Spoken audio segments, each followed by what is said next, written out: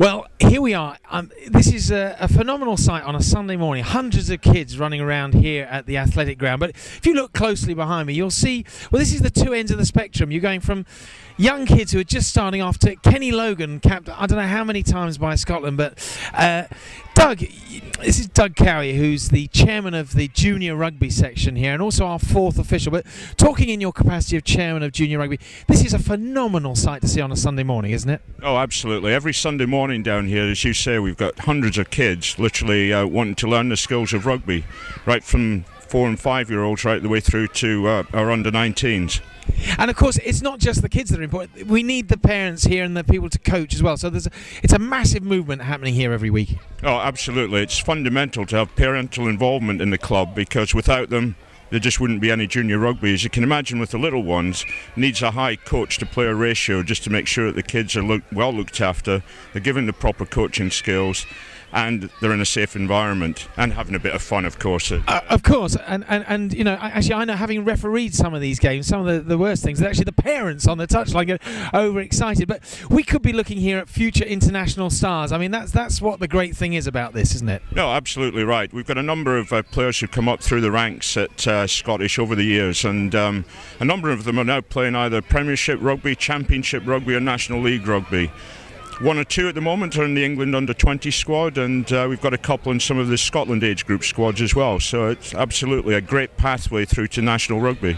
Now, as an Englishman, I'm delighted to see that you're preparing and producing players for the English national side, which is great. So thank you for that. Your job as a fourth official on match day. Now, having been a match official myself, I know what a thankless task it is, and you know, dealing with the coaches running out. You say, I want a replacement, I want him on now. And how do you deal with all of that? Because it's not easy, is it? Well, I think you have to be fairly calm, fairly level-headed, and try and be as unbiased as possible, which is difficult being a London Scot. But yeah, it really is about trying to keep the coaches a little bit under control, and the opposition players sitting on the bench, because towards the end of a game, things are getting really quite panicked, I suppose, on both sides, as the coaches want to get the replacements on and have an impact before the 80 minutes is up. More often than not, it's pretty good, but you do get some of the coaches who are a bit hot-headed, and it's a bit of a job to try and keep them calm. Luckily not our coaches, obviously. Now, just a little bit of personal information. How long have you been a member of London Scottish? I've been here since 1996, so just at the advent of professionalism, really, at the club. And I guess, you know, as it's moved up and we've now gone into the Championship, you've seen changes and things changing massively. Oh, a huge amount of change. I mean, clearly it was fantastic when we got our year in the Premiership back in 98-99 season. And then, of course, with all the financial implications afterwards with ourselves and Richmond and a few other clubs, we ended up being booted down, 9 divisions in the league. And it's been a hard graft coming back, but it's been a really proud thing for me and a few of the other guys who've seen it right the way through to come back to level 2 in English rugby. Is absolutely fantastic.